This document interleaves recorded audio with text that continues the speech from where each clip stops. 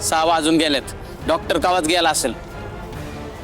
18 तास काम हे फक्त कामगारांना आहे, डॉक्टरांना नसेल.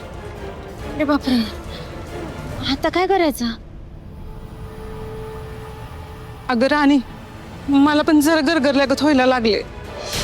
उपास होता आणि दिवसभर काही खाल्लं पण नाहीये ग, कसं तरीच व्हायला लागले. हाय का आता? अगं मग आधी सांगायचं ना.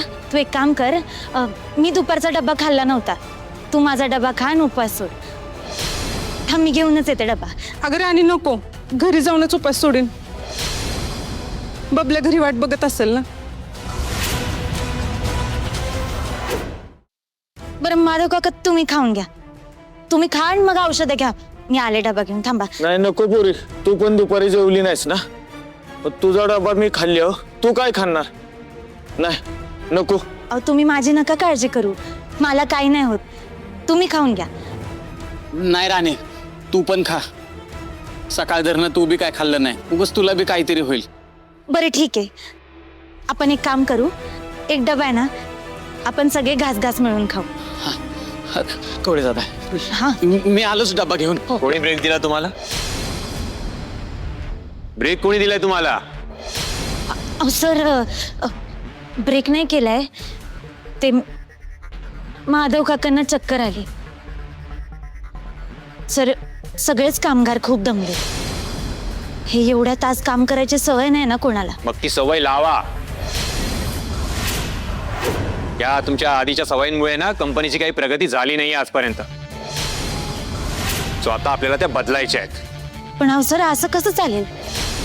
हे असं 18-18 तास कसं काम करतील कामगार? ते माधव काका बघा, त्यांना शुगरचा त्रास आहे. त्यांनी जर वेळेवरती जेवण आणि गोळ्या घेतल्या नाहीत ना, तर त्यांना चक्कर येते. प्रिया ते बघा, तिचा आज उपवास होता.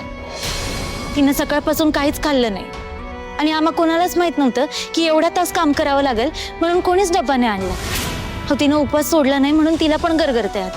आता आपल्या फॅक्टरीतलं कॅन्टीन पण चालू नाही, ह्या वेळेला खायला पण काय मिळणार नाही.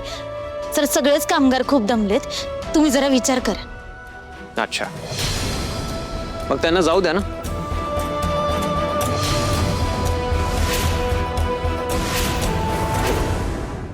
मग एक काम करा, त्यांना जाऊ द्या घरी.